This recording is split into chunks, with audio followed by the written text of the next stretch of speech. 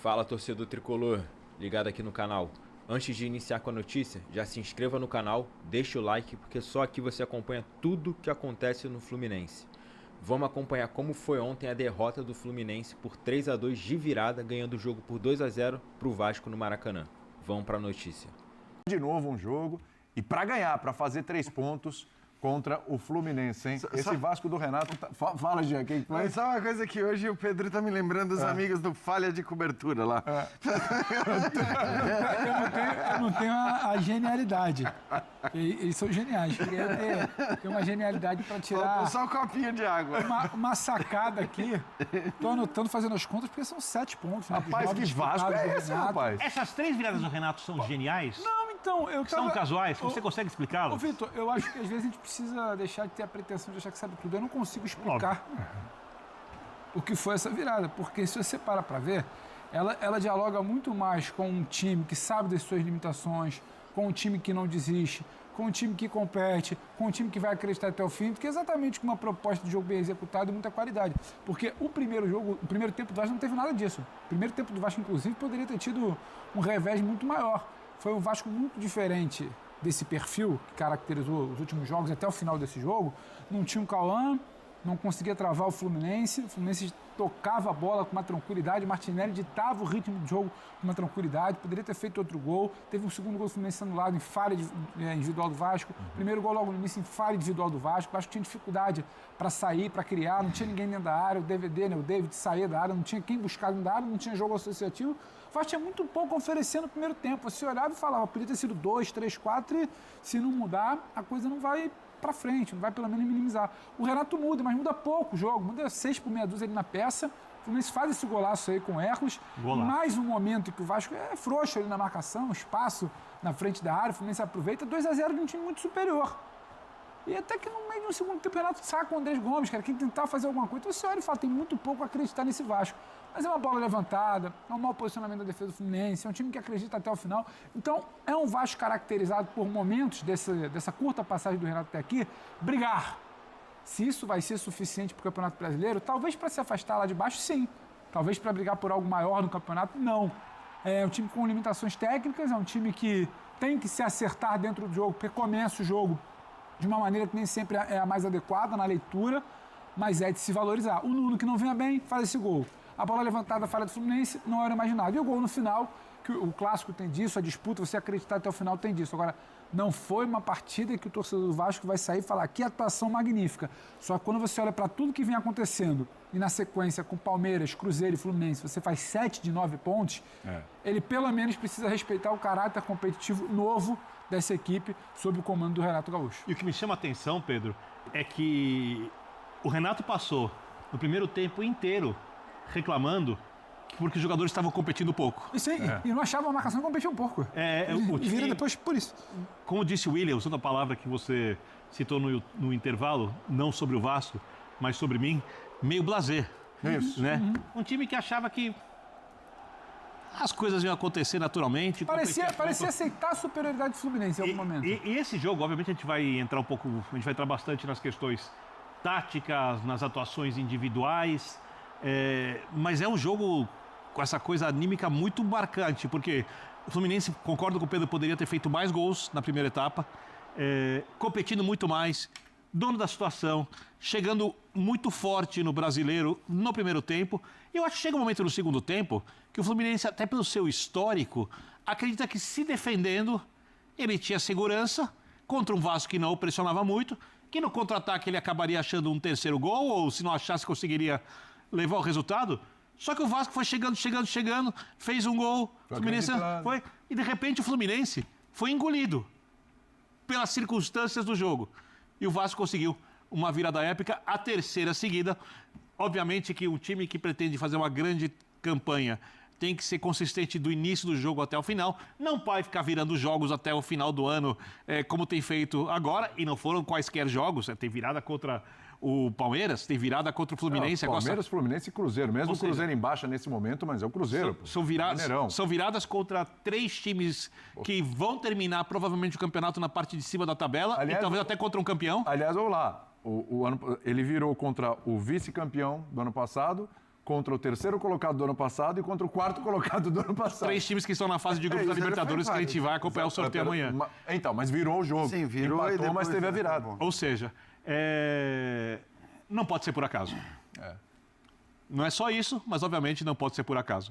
Coincidências têm limite. Mas, tudo bem? Tudo Boa bem, noite Jean, a vai lá. todos. Agora, eu acho o de hoje o mais impressionante, né? E eu acho mais impressionante nem assim, só pelo contexto do jogo, porque é claro, assim, se você olhar para a situação que o Vasco se encontrava contra o Cruzeiro, com a expulsão, não parecia possível que fosse buscar o empate, né?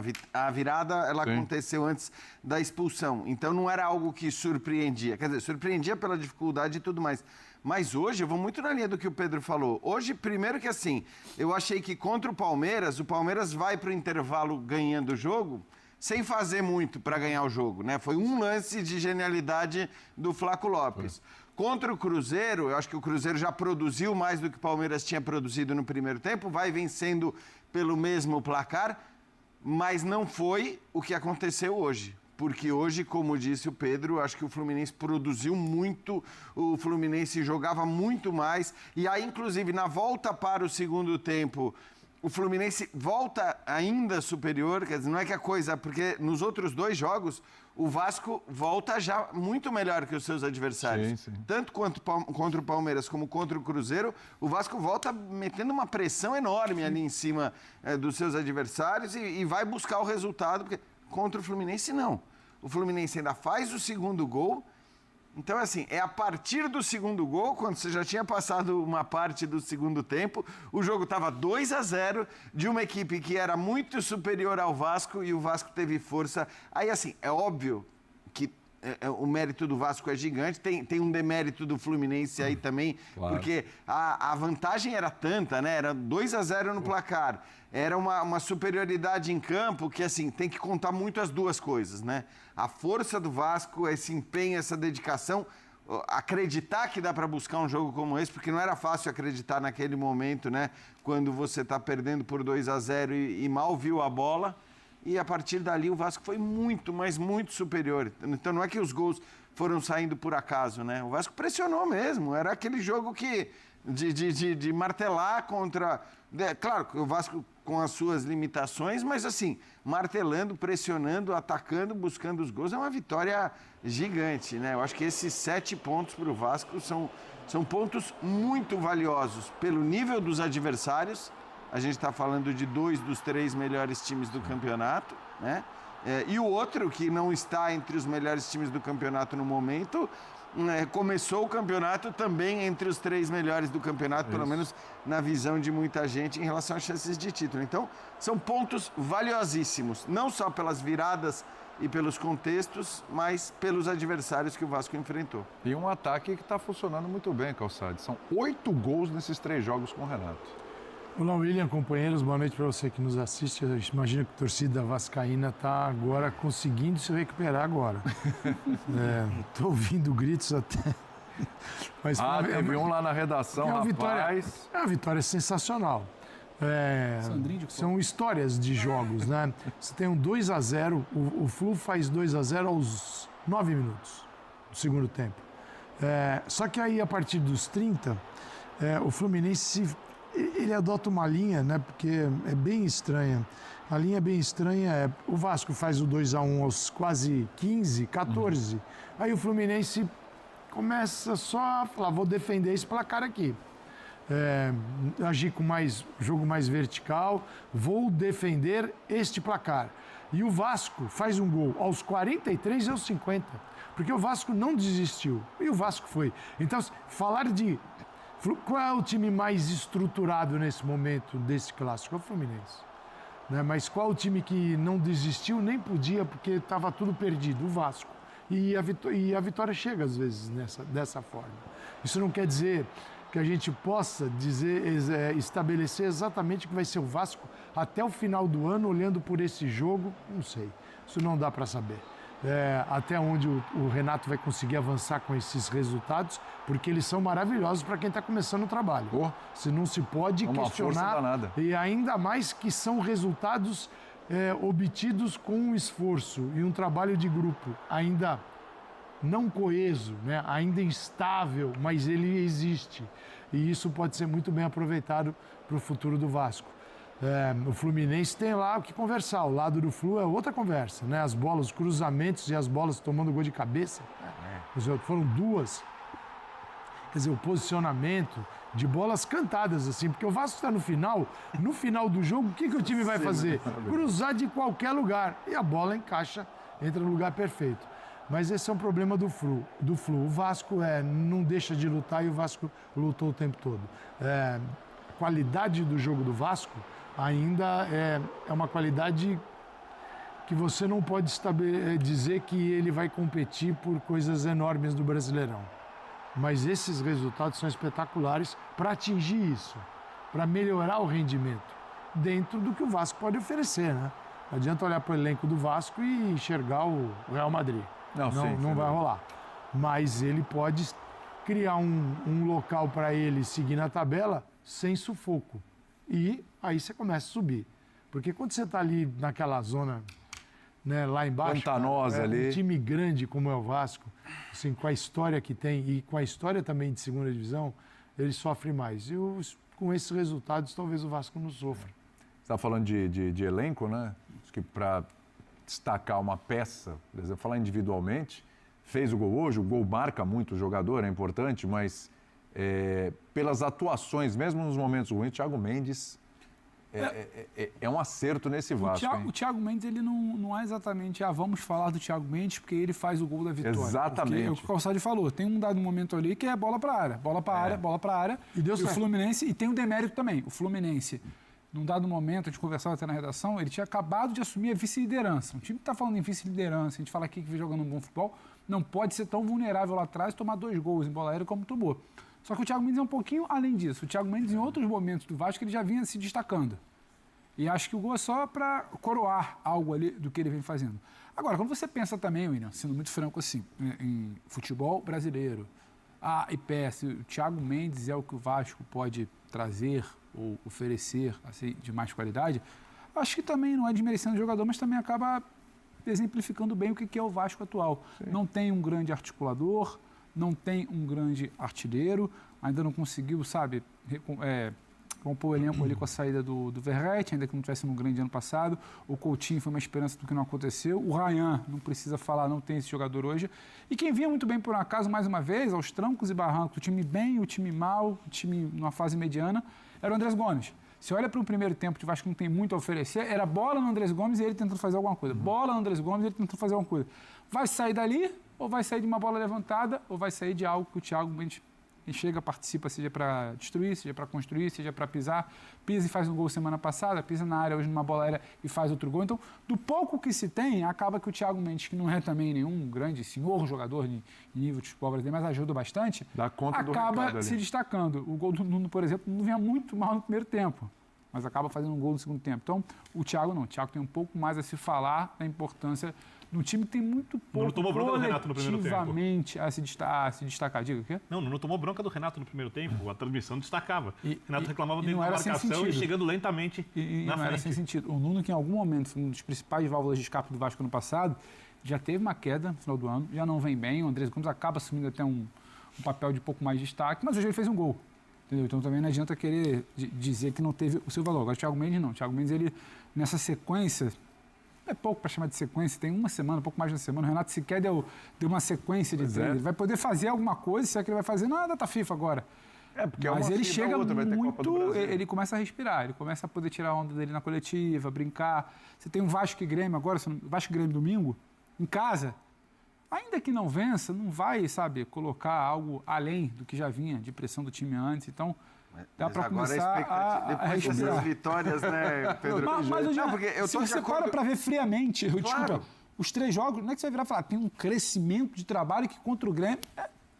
Eu sei, mas acho que a expectativa é realista. Vai competir. Não, eu acho que a torcida vai chegar junto. A expectativa de conseguir vencer o Grêmio é realista. Sim. Daí a criar uma expectativa de G4... já não acho realista. Justo. Mas assim, os resultados, evidentemente, são resultados de quem poderia ter essa ambição. Porque eu repito, não é só o fato de você ter virado, o fato de você ter vencido. É o fato é olhar para quem você ganhou, né? Exatamente, de quem você ganhou. Você ganhou do líder do campeonato, você empatou, mesmo com um jogador a menos em grande parte do jogo, contra um time que, ok, não vinha bem, mas é um time com muita qualidade técnica e que era visto como um dos favoritos no começo da competição. E você ganhou de um Fluminense que eu arrisco dizer que se hoje o Fluminense ganha esse jogo, jogando do jeito que estava jogando no primeiro tempo, talvez aqui, em outros lugares, a discussão seria: o Fluminense é o time que está jogando melhor futebol até os 15, 20 minutos do tempo para esse. Até os 15, 20 minutos do tempo. Nesse início de temporada, até hoje é. Então olha que será de agora em diante, até hoje é. Porque o time principal do Fluminense jogou bem. Começa a trocar, passa de 15, 20 minutos, aí o Vasco se aproveita que é uma disso. demonstração de fragilidade para um campeonato. Exatamente, eu concordo com você. Sem dúvida nenhuma. Acho que isso mostra também. Agora, eu acho que hoje não só as substituições justificam uma queda de rendimento tão grande assim. Porque não é que do outro lado você tem um Flamengo, ou você tem o Palmeiras. O Vasco também muda, né? Porque o Vasco também muda, porque o Vasco também não tem um elenco, né, gigante que se muda e mantém qualidade. Então eu acho que, no fim das contas, o Fluminense, que estava jogando muito bem, sucumbiu a um desejo, uma força e um empenho absurdo, que é uma coisa que o Vasco está mostrando. Fala, torcedor tricolor ligado aqui no canal. Antes de iniciar a próxima notícia, já se inscreva no canal, deixe seu like. Vamos para a notícia. O Fluminense foi derrotado por 3-2 na noite desta quarta-feira no Maracanã para o Vasco, válido pela 7ª rodada do Brasileiro. Depois de abrir 2 gols de vantagem, em outra grande atuação de Lúcio Acosta, o tricolor caiu de rendimento e viu o Vasco virar o placar na reta final. Logo ao primeiro lance de ataque do Fluminense, com menos de 1 minuto, após passe errado de Hugo Moura no campo de defesa do Vasco, Lúcio Acosta roubou e acionou Canóbio, que invadiu a área e finalizou para bater Léo Jardim. O tricolor seguiu pressionando, mesmo com a vantagem no placar. Jogando no campo do Vasco aos 9, Hugo Moura errou de novo e Martinelli finalizou o rasteiro, levando o trabalho ao goleiro adversário. Com 11 minutos, foi a vez de John Kennedy chutar forte para a defesa de Léo Jardim. Aos 15 minutos, o Flu abaixou um pouco as linhas e o rival passou a carregar a bola ao ataque, mas sem qualidade para criar jogadas. O tricolor com trocas de passes e uso dos lados do campo seguiu com o controle do jogo. Com 25 minutos, depois da ótima jogada de John Kennedy e Savarino, a jogada terminou com um gol de cabeça do baixinho Lúcio Acosta. No entanto, o lance foi anulado por conta do impedimento do venezuelano em chute defendido do centroavante. O primeiro tempo terminou com muita disputa no meio de campo, com pouca criatividade de ambos os lados. Com a marcação encaixada, o Flu não viu Fábio trabalhar os 45 minutos finais e chegou mais próximo de ampliar, com Hércules chutando na entrada da área. A segunda etapa do jogo começou quente, com pouca bola rolando e muita disputa física. O Vasco voltou pilhado pelo técnico Renato Gaúcho, mas seguiu com pouca qualidade ao criar. Já o Fluminense continuou trabalhando de pé em pé até ampliar com um golaço. Após troca de passes na frente da área adversária, Acosta acionou Hércules, que soltou uma bomba colocada para acertar o ângulo de Léo Jardim. Com 13 minutos, Fábio trabalhou pela primeira vez para defender o chute cruzado de Andrés Gomes, que levou a melhor sobre René. No entanto, na sequência, após cobrança de escanteio, o goleiro não conseguiu segurar o chute de Nuno Moreira na entrada da área. Aos 23 minutos, o Beldia, que já havia colocado Otávio na vaga de Martinelli no intervalo, levou a campo o meia Ganso e o centroavante Castilho nas vagas de Lúcio Acosta e Kennedy. O tricolor ficou muito próximo de ampliar aos 24 minutos. Depois da cobrança de escanteio, Ganso cabeceou e acertou o travessão. As últimas trocas foram aos 34 minutos. Guga e Serna entraram no lugar de Samuel Xavier e Savarino. Com 5 mudanças e as saídas de jogadores importantes, o Flu caiu de produção ofensivamente, já o Vasco ganhou o campo e correu atrás do resultado. Na reta final, o Fluminense levou um balde de água fria. Aos 43 minutos, Cuiabano cruzou e encontrou Spinelli livre na marcação entre James e René para colocar a cabeça no cantinho de Fábio. Os minutos finais foram de pressão do Vasco. Aos 49 minutos, Fábio voou no ângulo para defender o chute de Spinelli. Na sequência, em jogada ensaiada de escanteio, Thiago Mendes ficou novamente livre na grande área para cabecear e virar o jogo. Essas foram as notícias do nosso Flusão. Se inscreva no canal, deixe seu like e até a próxima.